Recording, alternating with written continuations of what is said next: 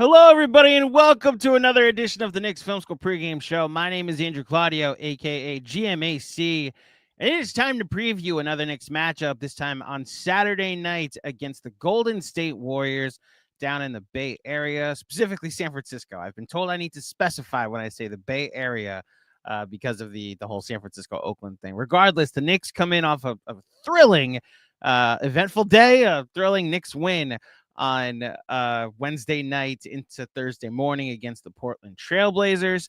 Mikal Bridges at the buzzer, one of the only buzzer beaters, one of the, I think, 9 buzzer beaters is what we nailed on that the Knicks have had this century. And they play this Warriors team. My God, they played the Warriors last Tuesday, and the Warriors were rolling at the time after the addition of Jimmy Butler. Well, that role continues on and is only getting stronger. So when I talked last time about the Warriors, I believe they were 6-2 with Jimmy Butler, maybe 7-2 with Jimmy Butler. Well, they're now 13-2. They haven't lost since that game, at least I should say. So over the stretch that we're talking about with the Knicks and what the Warriors have done since Jimmy Butler, it's a 15-game sample. They're 13-2. The only team with a better record over their last 15 games in the Warriors is the Cavs, who are 15-0. So only an undefeated team who continues to have 12 to 13 game winning streaks is better than the Warriors over this stretch. During this time span, the Warriors are 3rd in offense, 3rd in defense, 2nd in net rating, 1st in assist percentage. They're usually top 3 or 4 in assist percentage. But the amazing thing about this Warriors team is the possession battle. They continue to win, 3rd in offensive rebound percentage over that time. So this is a team that's actually not killing it with efficiency. They're around 10th or 11th during this stretch, and still around the middle of the pack, 15th, 16th in the league this year in efficiency.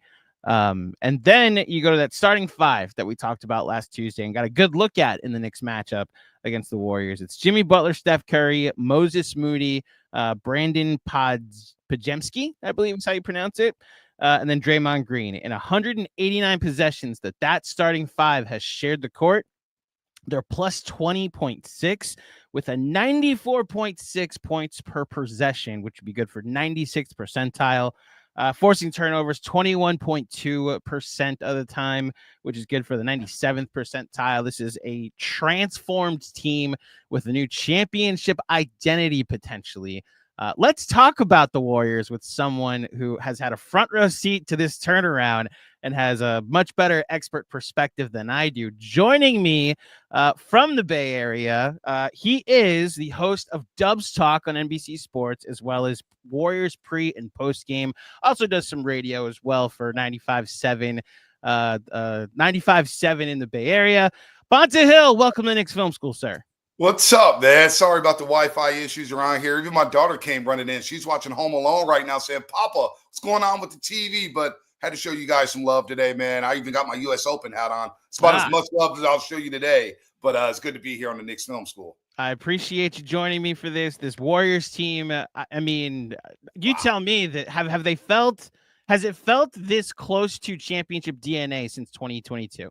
Absolutely. I mean, it's unreal. So they started the season at 12-3, and we were kind of all shocked. Buddy Hield was playing out of his mind. Andrew Wiggins got off to a solid start. And they're thinking, okay, 12-3 start. All right, let's see how real it is. But they faced a lot of teams who were not at full strength during that 12-3 start. Then you get to December and January, and they kind of lost their mojo, and they went on a little slide here. There were some positives, obviously, Jonathan Kuminga. But they lost their way, and they fell under 500. And all of a sudden, they had to make a move, right? And they tried to move for Zach LaVine, Vucevic, Kevin Durant. Basically, Kevin Durant said, yeah, I don't want to come back. So they pivoted to Jimmy Butler. And we know what happened with Jimmy Butler down in South Beach, Miami. We're all thinking, Pat Riley well out there in New York City, although he doesn't get a lot of love up there in New York City for the way he left. Right. But he's the godfather. And you're thinking, what the hell is happening in South Beach? Jimmy gets suspended 3 different times, but the Warriors had to do something. And they did it. And they gave Jimmy Butler an extension to make him happy, $58 million per season. You're thinking, boy, 35 years old, still with all the aches and pains. How's this going to work out? Well, it's worked out tremendously. They're 13-2 since Jimmy Butler's come aboard. When he plays, they're 13-1. And their free throw, the biggest thing, Andrew, is their free throw shooting. They were dead last in percentage. A team with Steph and Curry on the roster, they were dead last percentage from the free throw line. Since Jimmy's come aboard, they've been number one in that category. Yeah. And that's everything. They played inside out. They've got great joy again. Draymond Green is hitting threes. GP2's hitting threes. I mean, it's been night and day, and they feel like a legit contender out west. So the most impressive part, aside from the free throw percentage, which to your point, in the 489 possessions that Draymond, Steph, and Jimmy Butler have shared the floor, we're talking the 100th percentile. So 27.8 free throw percentage.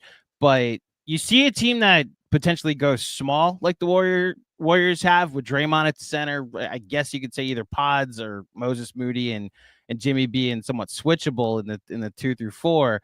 And you'd expect that to be a team that's super efficient, plays with a ton of pace, like those Warriors teams of the mid 2010s. That was their calling card, that it was efficient. Oh, we have another contributor to the show today. Let's talk some Knicks and Warriors basketball. Good. I would love it. This is now a 3-person show. I appreciate it. But you usually expect those teams to look a certain way, and this team's doing it a different way. They're not super efficient. They're actually beating you on the boards. I quoted this in the intro while we're figuring out your Wi-Fi, but they're third in offensive rebound percentage over this stretch. So they're also winning the possession battle. Is that something you've seen them talk about or heard them talk about over the stretch, that they're finding multiple ways that are out of character to win games? Yeah. You know, that was the biggest thing with Jimmy Butler coming in. And by the way, the rebounding, for as small as they've been the last couple of seasons, they've actually been in the top 5 at rebounding. Right. And I think that's just due to the volume of 3-point shots we see from every team, more long rebounds, more guards rebounding, which is why you see Pods getting a lot of rebounds. But the one thing with Jimmy, I think they got back to was the balance. Inside out. They were so 3-point heavy early on. And so they got into the balance of being a inside out type of team. We're not going to rely on a 3-point shot if we don't have to. Let's go inside. And now you have a guy in the post in Jimmy Butler who can get his own shot from inside the block and draw fouls. So now you're playing inside out with Steph Curry coming off the basketball. And so, yes, they've always been a rebounding team that's been surprisingly, even during the championship years when they were small, they've rebounded the ball very well. But the balance offensively, I think, is the biggest thing here, Andrew, where they've gotten to the free throw line and they've had more balance in their offense, to where you see a lot of teams like the Boston Celtics, for example. Look, they've won a championship playing that way with the 3-point shot, attempting over 53s a game. But the Warriors just got back to being more balanced offensively. And now guys can crash the boards like a GP2, like a Moses Moody, like a Brandon Podziemski. So they've done a great job in getting the balance back with Jimmy Butler on this roster. So let's talk ceiling, because I believe that there are different tiers of contenders when it comes to just any team eventually getting into the playoffs. They evaluate their championship ceiling either by they think they can beat anybody, or the second tier is like stuff has to break right. It's matchup dependent, some injury luck. And I first, let me ask, where do you think the Warriors are? Do you think it would need to be matchup dependent, their path to a title, or has it gone so good that you think, oh, we could beat anybody? You know, these next 3 games are a gauntlet for them. The Knicks, even though they don't have Jalen Brunson, Chestnut, stop. Even though they don't have Jalen Brunson, the Knicks are a challenge with Karl Anthony Towns, because we know they miss Karl Anthony Towns at Madison Square Garden. The Denver Nuggets, who they haven't beaten since the championship season. I mean, Jokic has owned them, and now they have Aaron Gordon back, although they didn't look great last night against the LA Lakers. And then they get the Bucks, a team they did beat in Milwaukee, but there was no Giannis Antetokounmpo. So we're eager out here on the West Coast, in the Bay Area, I should say, to see how good this team is. But about a week ago, I say, yeah, matchup dependent. You want to avoid the Nuggets. You want to avoid the Lakers. You want to avoid Oklahoma City. But they're playing so well. And when you have Stephen Curry, who looks like he's 27 and not 37, yes, you do have a shot in the Western Conference. But it's going to be about the playoffs for this team. Like, it's 16 games left in the regular season for the Warriors. And they haven't, even though they played so well with Jimmy Butler, the Knicks, as I just mentioned, they played them without Karl Anthony Towns. They played the Bucks without their star. They played a lot of teams who've been a bit shorthanded, but it matters. It doesn't matter about, hey, who's on the other side. It's how you're playing. And right now they're playing championship-type basketball. Their efficiency on both sides of the court, when it comes to offensive and defensive rating, they're in the top 5 since Jimmy Butler has come on board. So those are championship numbers, and they have a puncher's shot whenever they hit the court. So are they a contender out west? Yes. Is it matchup dependent? Look, you could say the NBA now is a March Madness type of feel to it because of the matchups, and home court advantage I don't think means as much as it used to.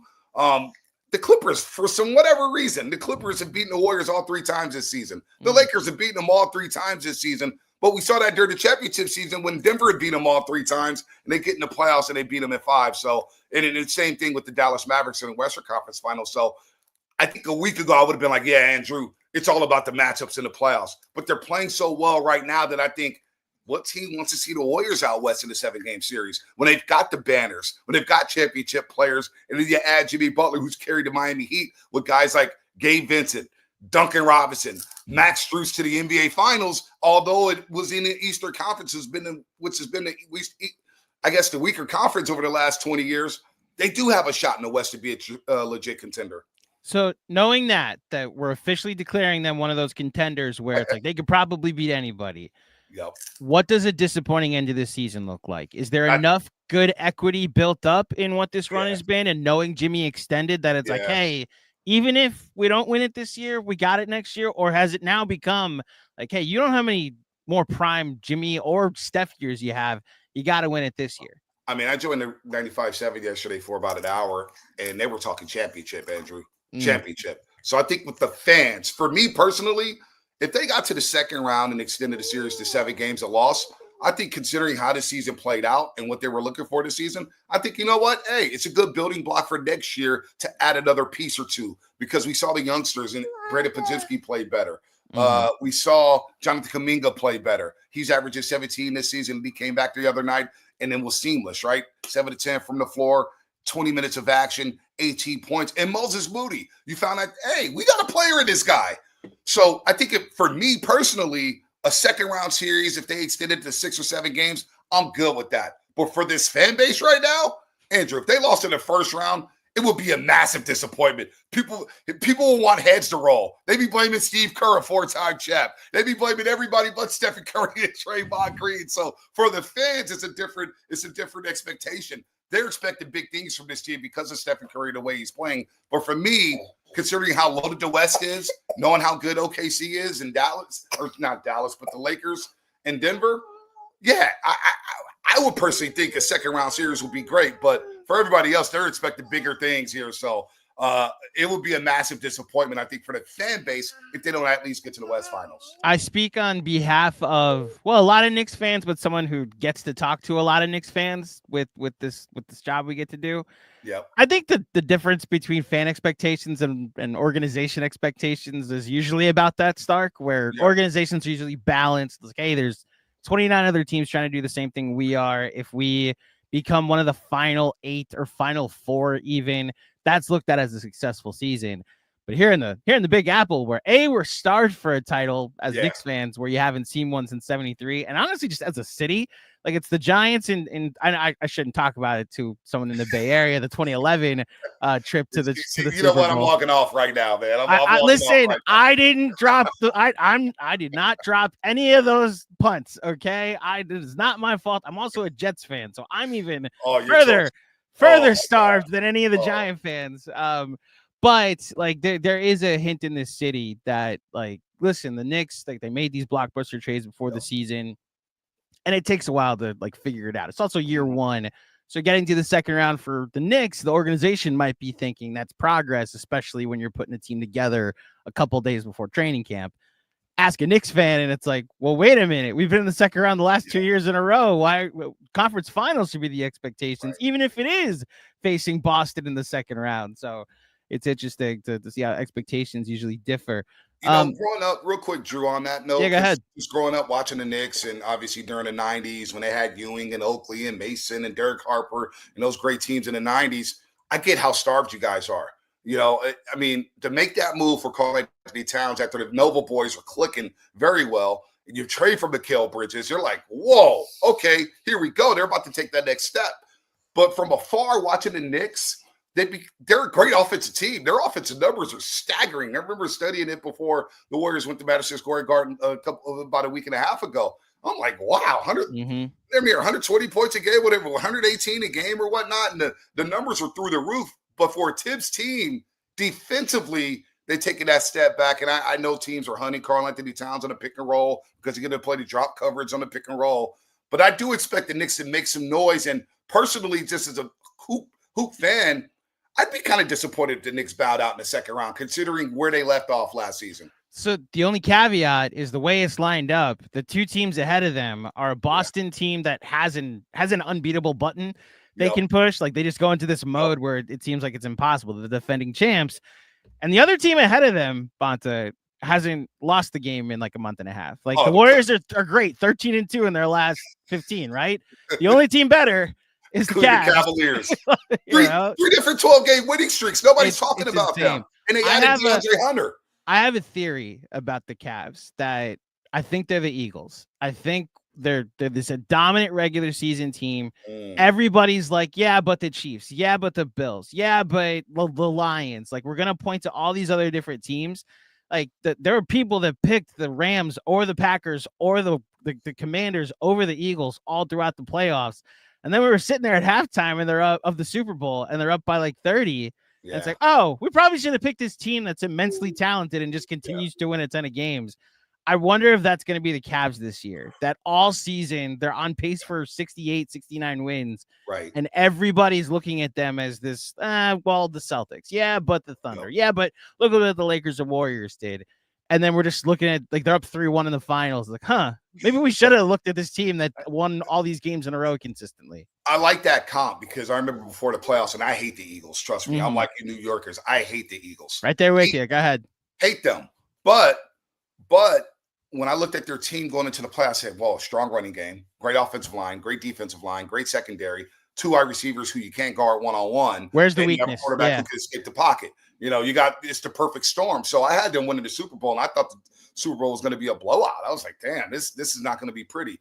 The Cavaliers, they got two guards who could get in the paint all day long, get to their spots. Evan Mobley, to me, is the key. How big does he play? Because you know what Jared Allen's going to give you. And I think DeAndre Hunter is one of the more underrated two-way players this league has seen in the last couple of years. I couldn't believe Atlanta gave him up for what they gave him up for. I mean, DeAndre Hunter, I love DeAndre Hunter. He's a winning player, championship type of player. Evan Mobley, to me, is that X factor for them. How big does he play? Does he take his game to another level in the playoffs after getting a cup of coffee in the playoffs last season? That, to me, is the key. But I'm not sleeping on Cleveland. I watched them pound the Warriors 4 times in a row the last 2 seasons. And they came to chasing her, took their lunch money. They dropped 80. I believe they dropped 80 on the Dubs in the first half of the first game in Cleveland. So, no, that's a good observation with the Cleveland Cavaliers. I think people were sleeping on them big time. So the last thing before you get out of here is, I know you got to get to a pre-show meeting, but the Steph Curry and just the brilliance of Steph Curry, it can't be talked about enough. And I know he hit his 4,003 the other night, becoming the only member of the 4,003 club. To bring football into this again, my thought about the three-pointer all-time list is it's become the passing yards list with how both sports have changed. Right. And they're like, I don't pay attention to the all-time passing yards rankings. I know Giants fans get mad at me for that because Eli Manning is top whatever. And I'm like, yeah, who cares? Like, Matt Ryan's ahead of him. Like, there's a lot of yards out there being gotten.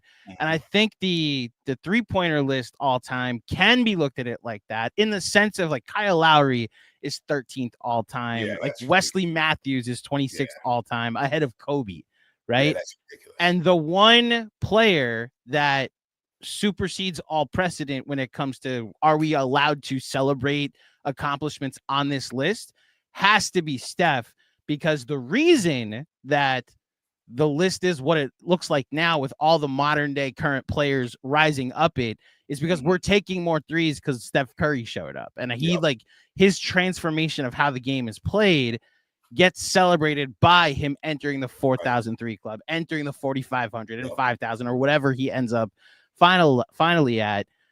I mean, just getting to watch him throughout your time in the Bay Area and watching him and his career and his resurgence, like, is there any comp for this? Like you got to, so I don't know how long you've been in the Bay Area, but like Barry Bonds was in the Bay, Joe Montana was in the Bay, Jerry Rice was in the Bay. Like, where does he fall on like the Mount Rushmore of all time greats in that area? So, born and raised in the city, San Francisco. So you actually are the perfect person to talk to about. Yeah, I mean, I started. So I remember Montana's Super Bowl against the Bengals and the Broncos. I was 6 and 7 years old when those Super Bowls happened, but I still remember them. You know, we're sports geeks. Steve Young, obviously, Barry Bonds, seen his entire career with the Giants. Heck, remember when he was a Pittsburgh Pirate, winning 3 straight MVPs. Steph Curry's one of one. He's superseded Joe Montana because if Joe Montana was around during the social media era, he was a rock star out here. People still talk about Joe Montana, and we're still reluctant to give that medal to greatest quarterback of all time to Tom Brady, even though he's from San Mateo down the road. What Stephen Curry has done, and the type of person that he is on and off the floor, what you see on the court, yeah, he could be petty, he could talk a little trash, but who he is as a humble superstar, you guys saw him in Brooklyn talking to Grandma Kitty, a lady who keeps a notebook and a scrapbook of all his stats. That's who he is. Andrew, I saw him at Media Day, and he had met one of my buddies 2 weeks prior to Media Day. And one of my buddies like, hey, man, tell Bonta I said, what's up, blah, blah, blah, blah. Steph Curry 2 weeks later is like, yo, Bonta, man, I see him at Media Day. He goes, oh, your buddy said, what's up? This is Steph Curry, who has every obligation in the world, who doesn't have a day of rest, probably gets about 5 hours of sleep a day, avid golfer. That's who he is. And I'm thinking to myself, damn, this guy, how do you remember something like that? I was on morning radio, and he goes, hey, Bonta, don't you got to get up in the morning? Oh, wait, tomorrow's Sunday. You're good. How do you know my schedule? You're Steph Curry. You got to worry about the Timberwolves and the Lakers and the New York Knicks. So, yes, he is one of one out here. He is the god. You can't say anything about him. Even if he does have a 5-turnover game, nobody's blaming Stephen Curry out here. He is numero uno on Mount Rushmore out here in the Bay Area. And to be able to see his entire career, I still get goosebumps thinking about the OKC series in 2016. Not game 6, not game 7, but game 5 when he's dribbling the ball up the floor saying, we're not going home. We're not going home. And to see him be the ambassador of the All-Star game about a month ago, it was a full circle moment for me because 10 years ago was basically when I started covering the Warriors.